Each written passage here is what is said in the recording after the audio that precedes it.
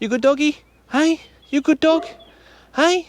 Hola amigos, ¿qué tal? Stuart here from Spain Speaks with an update video. Have a bit of a chat about what's been going on in both Spain and Portugal over the last few days while I take my dog Mia for a walk around this town. So let's go. Now I'll get the weather out of the way, and as you can see, another grey day in this part of Portugal.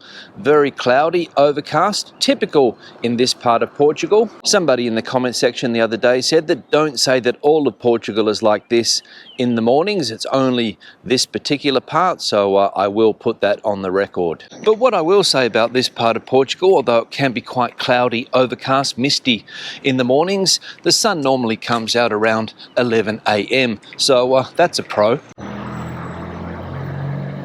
Now, the first thing I'm going to talk about today is the Pope's visit to Portugal, Lisbon and Fatima.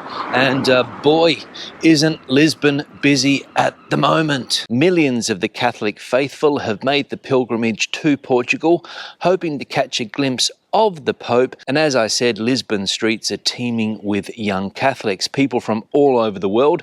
And some of the images that I have seen on the television recently, lots of people from South American countries, lots of South American flags, also a few Portuguese flags thrown in there as well, a few Spanish flags, Swiss flags, and any other country that has a big Catholic population. But what I will say is that if you are not a young Catholic in Lisbon at the moment, probably a good time to leave the city. And there's also some interesting stories surrounding this Catholic World Youth Forum, none more so than the case of some 200 Africans that have apparently gone missing. Now, this story, which came to light in the Portuguese press yesterday, caught my attention.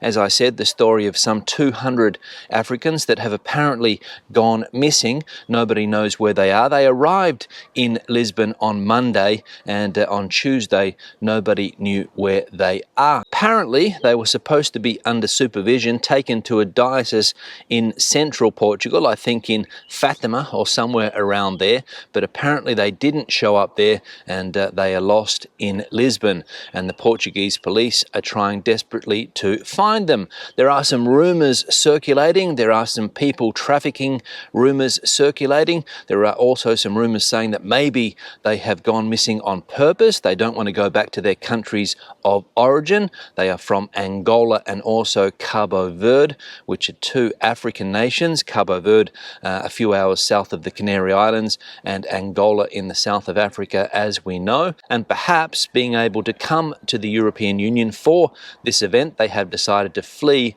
and have decided to try to make a life for themselves in the European Union. Those are just rumours. I don't know. There might be a simple explanation. The church is saying that this is all fake news, that nothing suspicious is going on. They've just decided to go their own way for the time being, and they will eventually make it to where they are supposed to be.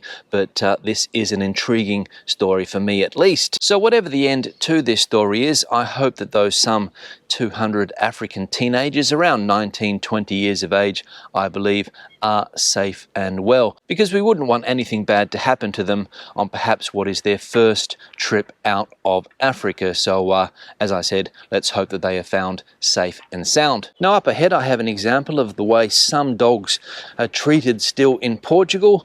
They're just left to roam free, to come in and out of properties as they please. No collar, probably no chip either, and a little bit scared of Mia is this dog. She's there in her little home there. So I don't know whether she gets fed. I don't know if she belongs to anybody, but it's a shame to see dogs kept this way in 2023, in my opinion. You good doggy? Hey, you good dog? Hey, come here, come here, come here.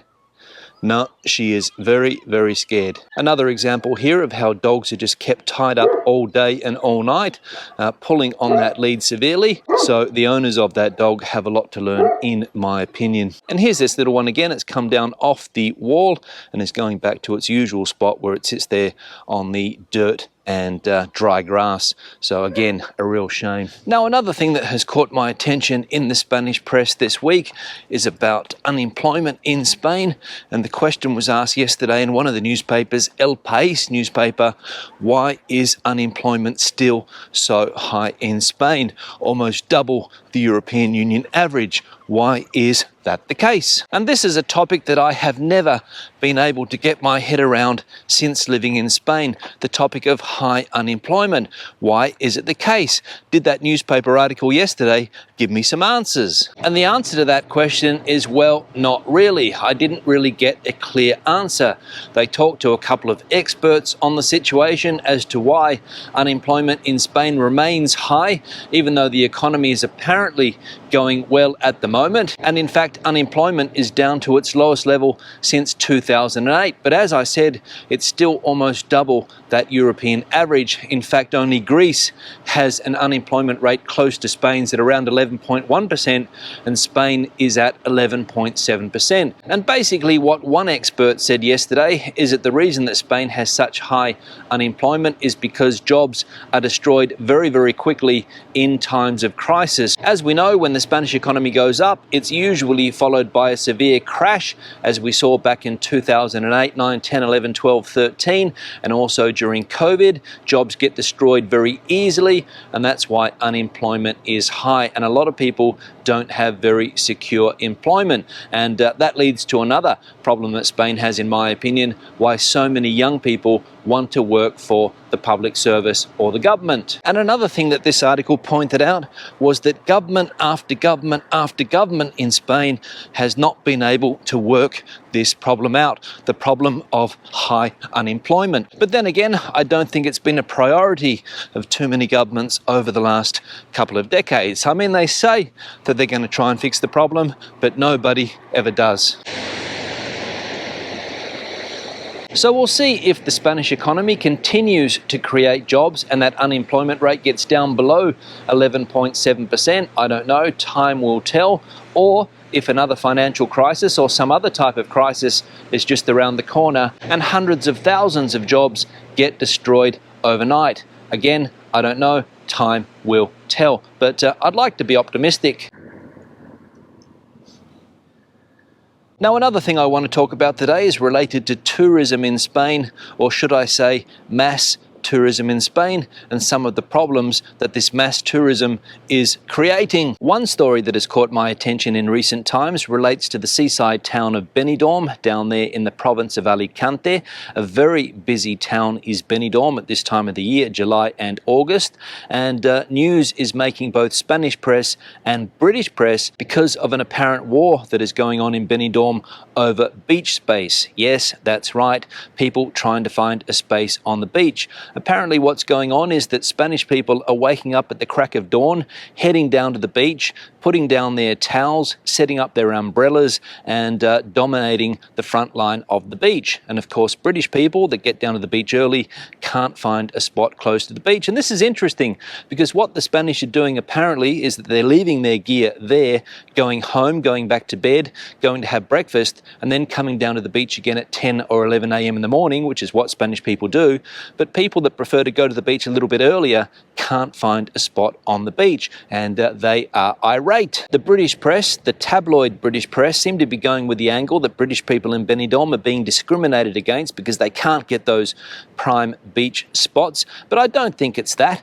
This is a problem that has been going on for years in other resorts down there in Alicante and Valencia, where beaches get very, very busy, and it's a common practice for people to get up at the crack of dawn, go to the beach and set down their towel and their umbrella and claim their spot. So it's not unique to Benidorm. It has been going on for years in other resorts, as I said, around Spain. It seems to be fairly common practice. In fact, when I was in Benidorm a couple of years ago, people were doing the same thing. It was July, beaches get busy, and people want to get a good spot on the beach, and that's what they do. There's an expression in Spanish, perhaps not the most politically correct expression nowadays, and it is maricón el último, which basically or literally translates to, if you're the last one there, you're gay. But I think a better translation would be first in, best dressed. And what's going on in Benidorm is a classic example of first in, best dressed. Is it ethical? Maybe not. But as we know, some people are not known for their ethics. But anyway, we'll see how this problem,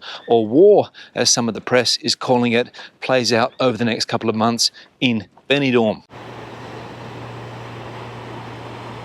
Now, the final piece of news that has caught my attention so far in the press this week in Spain also relates to a tourist hotspot, this time in the Balearic Islands, and it's a place called Magaluf. Anybody familiar with Magaluf will know that it is a hotspot for drunken tourism, what the Spanish call turismo de borrachera, primarily with English young people or British young people that head to that part of Mallorca to get absolutely smashed. But apparently things are changing, and business owners in Magaluf, people that own bars and restaurants there, are said to be complaining. Surprise, surprise. Apparently what's happened is that there are booze restrictions in Magaluf. People are limited to the amount of booze that they can consume on a daily basis. We saw this in the press last year, I think, and the idea was to crack down on that booze tourism. But of course, people are not stupid. What they're doing is that they're booking hotels in Magaluf, but they're going to other parts of Mallorca to get drunk. And then when they come back to Magaluf, they've had a skinful and they don't spend money in that town. And that's what's annoying hotel owners and restaurant owners and pub owners in that part of Mallorca. So another example of how half-assed measures like this one in places like Magaluf don't work, and you end up upsetting the business community. But as we know, local politicians are often the kings and queens of half-assed policies like the one that we saw in Magaluf. No political responsibility a lot of the times. They put these bans in place, they don't work, then they take them away, things go back to normal, and everyone ends up happy, but with the same problem. So as I said, not often do we get political responsibility. Anyway, on that note, I'm going to wrap the video up. Questions and comments, please leave them in the section below. Debate the situation out as you normally do. If you've got an opinion on any of the items that I have spoken about today, please let me know in that comment section. Give the video a thumbs up if you liked it, thumbs down if you didn't. I'll see you in the next one. Hasta luego, from Portugal.